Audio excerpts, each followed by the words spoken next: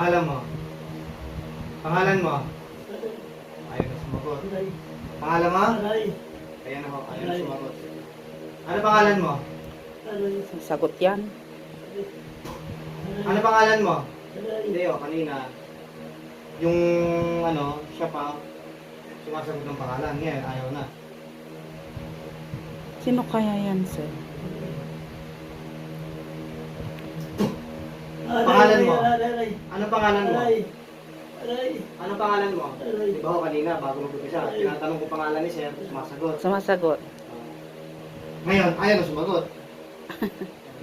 Ano pangalan mo? Tanongin nyo nga po. Ha?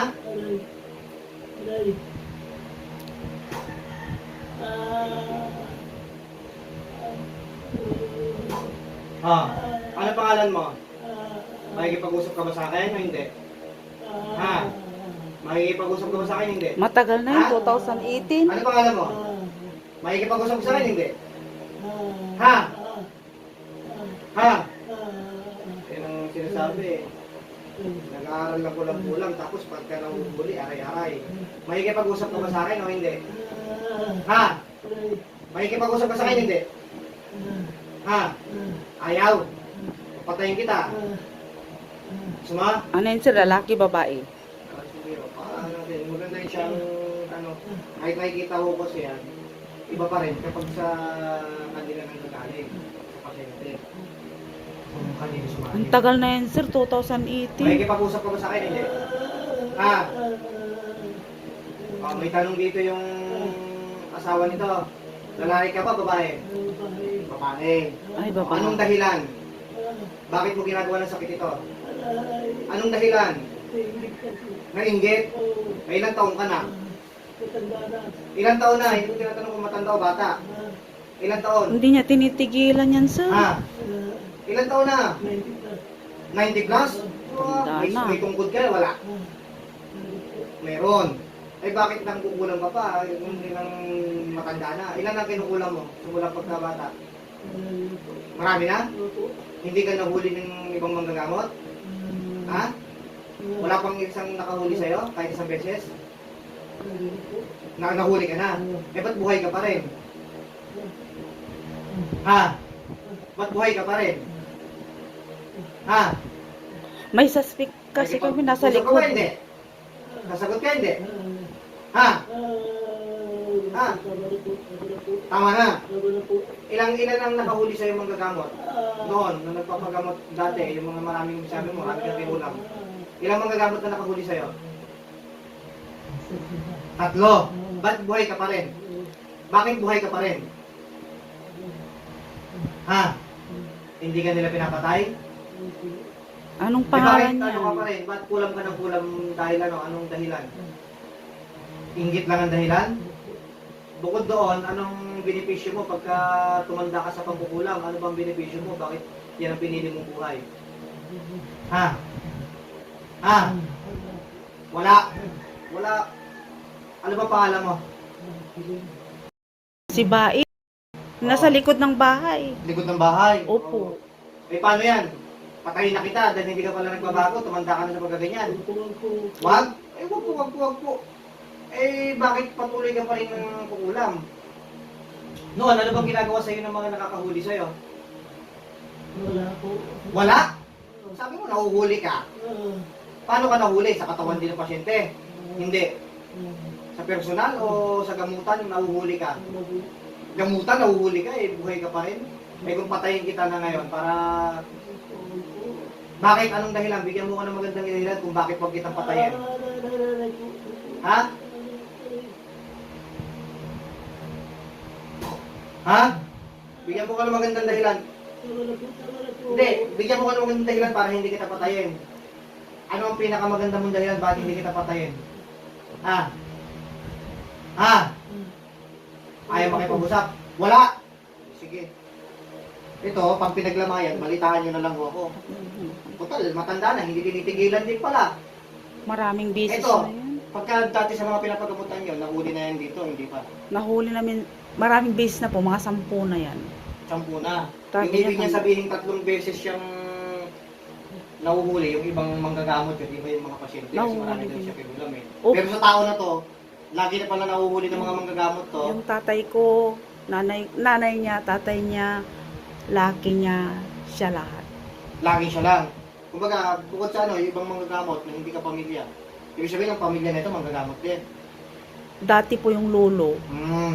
Tapos pero yung sa iba, Sa iba, marami na rin po nahuli. nahuhuli to, hindi Oh. pinapatay. Pinapatay o hindi pinapatay? Hindi pinapatay. Hindi pinapatay. Oh. Marami. Yung ba ang ano, kailangan mamatay ka para tigilan mo itong tao na to? Ha? Anong hindi na po? Ganyan din ang sinasabi niya noon sa ano. Nandilin lang ka. Sasabi mo, titigilan mo, pero nandiyan ka pa rin. Hindi niya tinitigilan. Mamahalan ka na, total 94 ka na. Tanggalin mo lahat ng ginawa mo dyan sakit. Tanggalin mo. Pag sa dati, pag nagpapagamot yan, tinatanggal, hindi. Ginaganyan din, pero Ginaganyan din. bumabalik po. Oo. Sige, tingnan Kaya natin. doon na lang tayo sa Manila, sabi ko. Tingnan natin kung uubra ka sa akin. Bakit hindi ka matalo-talo ng mga ibang manggagamot na gumamot na pala dito sa pasyente na to? Ha? Gamitin mo dalawang kamay. Gamitin mo yung dalawang kamay. Bakit? Anong dahilan? Hindi niya, Makapangyarihan ka ba? Malakas ka? Hindi? Oo. Hindi ha. Hindi din lang ka ha. pag makita niyang lumakas, gaganyanin na naman. Okay. Mapaalam ka na ha. Sumama ka na doon kay Satanas ha. Ha? Pumasok ka sa lagusan na ibibigay ko. Total, wala ka nang ginagawang kabutihan dito sa mundo. Tumanda ka na sa ganyan. Ayaw mo magbago. Magbabago ka, hindi? Magbabago. Noon dati, pinag-ano siya. Lagi niyang sinasabi. Lagi magbabago. Wala na. Tagalin mo. Ilang beses na yung binalikan yan. Sir, 2018 pa nga siya namin pinapagamot. Balik-balik. Tanggalin mo to. Ha? Huwag mong iiwan yan, ha? Huwag mong iiwan yan, ha? Akala mo maloloko mo ako? Ha? Yung tinatanggal mo, yung nasa ano lang. Ako tatanggal nito, patay ka. Ikaw tumanggal yan para ano, tanggalin mo yan. Huwag mong iwanan yan. Huwag mo kong lokohin, ha? May bilog daw dyan na ano, dumadaloy, sabi niya. Sabi ng Siya, yung asawa ko. dati. Dito. Opo, lagi Wala niyang naman kayo sa nararamdaman. akin. Tapos Ang lag- pumupunta sa paa niya yan, yung bilog ito daw yung, na yun. itong sa tiyan. Opo. Ayun nga eh, nililin lang pa ako, kunyari, nagtatanggal-tanggal. Ayaw naman talaga tanggalin yung pinakaugat na nilagay, oh. Tanggalin mo yan! Akala mo, maloko mo ko, yung ibang manggagamot, kaya mong lokohin ako, hindi mo kayang lokohin, ha? Okay. Wala naman kayong pinakwento sa akin na may pakiramdam siya na gano'n. Kapag ka manggagamot talaga kasi ang ano. Kung minsan po yan wala dyan, nandun sa paa niya. Lahat, Di makalakad. Ano yan eh. Kasi uyang, konektado sa paa, yung mga ugat niyan, mga ano niyan, konektado yan. Pero dito ang pinakaugat niyan. Diyan po ang Opo, dyan. pinaka-pinaka niya. Kaninang madaling araw, huwag na tayong tumuloy, masakit ang tiyan ko, sabi Ayan. niya. Hindi, andito na Huwag tayo. mong lokohin ha, hindi ako loko-lokong tao ha. Sa likod lang po ng bahay namin yan, sir. Pag pinaglamayan mo, ibalitaan nyo na lang mo ako. Makikipaglaban ka ba sa akin? Ha? Ayan na, dinig kayo na. Narinig niyo. Yung kapangyarihan mo, huwag mo dun sa baol. Akin na. At wawasakin ko na yung kapangyarihan mong itim na yan. Ibibigay mo, hindi? Ha? Ibibigay mo, hindi? Hindi? O, sige. Sunugin ko.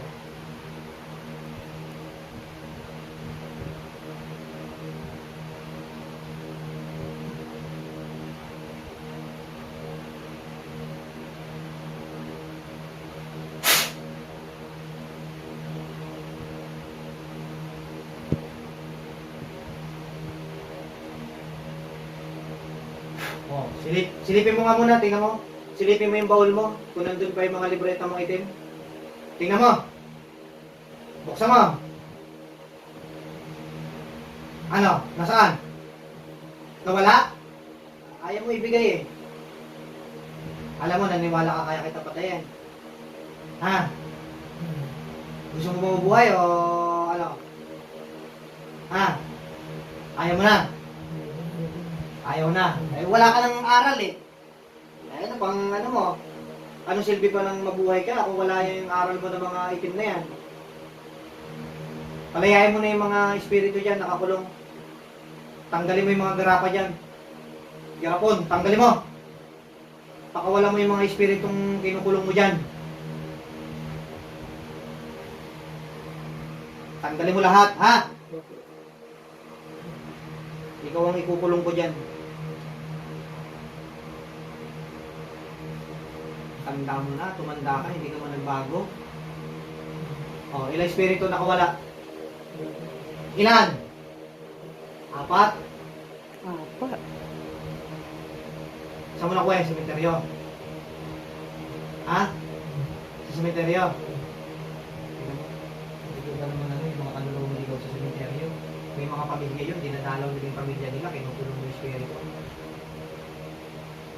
May mga anak ka ba? May pamilya ka? May mga alam pa na, ha?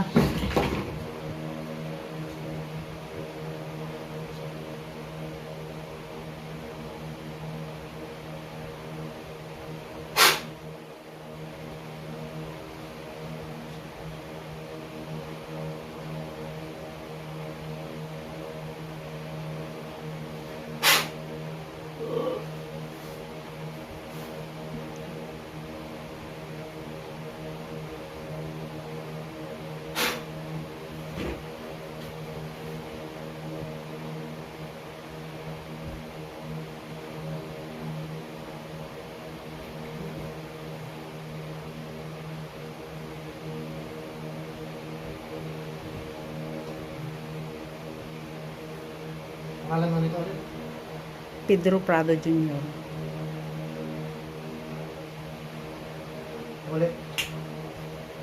Kasi may naalala ka? Wala ka naalala? Kanina tinatanong pangalan.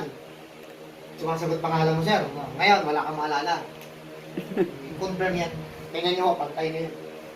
Balitaan nyo na lang mo ako, ha? Pagkali naman na yan. Yung ibang manggagamot doon nyo kasi, nalilid lang, naluloko. O, nakaawa. Kasi matanda na. Ha? Pero alam mo na, mapandin lang yan eh. Wala pantay na pantay na. Kaya nga, bimahik Pantay kami na. dito sa sobrang... Pantay na. Sinalim, pantay pa rin. Gusto niyang umatras Wala na. kanina. Dito Gusto na mo matras tayo. na hindi magpagamot, tumuloy. Opo. Basta lahat ng advice yung susundin. Ha? Kasi sa tagal na yan, may physical na ho kayong karamdaman, kailangan dumaan sa healing process yan. Sabihin mo, ha? Kasi na-damage na yung katawan nyo, sa tagal pa naman ninyong kung may sakit. Pero ngayon, kamusta? Yung may iniinda kayong mga nakaramdaman, kamusta ngayon? After kayo magamot, kayo hindi pa kayo nakainom ng tubig may dasal. May pinagbago pa kaagad o wala ko? Ano kong pinagbago? Kung nakakahinga kayo maluwag ngayon, bukod mo doon, ano pa ho? Para masigla, okay, tayo nyo ho. Baka kasi mamaya, ano lang, tsamba lang. Tingnan natin kung talagang gumaan o hindi ho. Ha? Mabigat talaga, tsaka pati paghinga, pati yung pakiramdam nyo sobrang bigat. Basta pagkano kasi, pagka iba kasi, pag nalilindang ang manggagamot, kunyari, tatanggal-tanggal, may tinatanggal nga, pero hindi talaga yung pinakaugat ng, ano, may katulad kanina.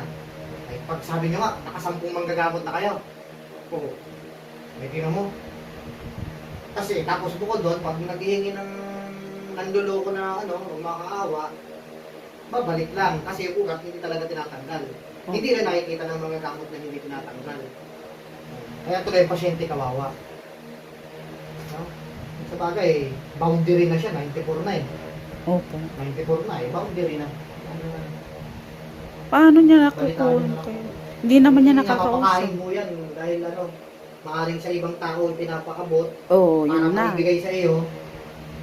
Ang ginagamit niyan, abo ng patay. Yung buto ng patay, ginagawang abo. Iyahalo. Gagana lang yun pag marunong bati ka ng ulam. Pero kapag gagawin mo lang yun ang proseso, wala kang dasal, wala kang ritual, hindi ka bati ka na mag-uulam, eh kahit pakainin ka niya, walang mangyari naman. Buto ng tao. No? Pero ang pinaka, ano, pag mga bati kang mag-uulam, buto ng tao, pero may tamang ritual, may tamang dasal. Kaya ganyan. No? Buti na lang pala, kahit pa paano, hindi sobrang bagsak na bagsak talaga ka total yung bedridden agad na ano. Kahit pa paano, may gumagabay. Kasi pala, yung sabi niyo, yung bloodline niya ng mga lolo-lolo, mga manggagamot din pala. Opo, mga gamot po Kaya yun. kumbaga, siyempre, ang manggagamot naman na tunay, ang panalangin yan, lahat ng pamilya, proteksyonan. Pero wala na po sila. Kahit na po, buhay man o patay na ang mga yumao na simula pagka ano, no, hanggang sa mamatay yun, nananalangin yan, naprotektahan ng pamilya. Yun nga hindi manggagamot, ang panalangin sa Panginoon, maging malusugat, may proteksyon ng pang pamilya. Pero yung mga manggagamot kasi, yun, yung mga gabayin yan. Nga lang, problema, nakakapitan kayo. Kaya lahat ng advice gusto dito, ha? Para magtuloy-tuloy ang kagalingan at hindi na magkaroon ng ganyan sakit. Opo. Ha? Sige ka.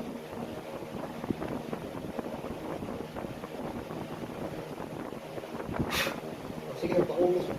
Ubusin mo. Ubusin. Okay. Ano na, lahat ng advice susundin po, ha?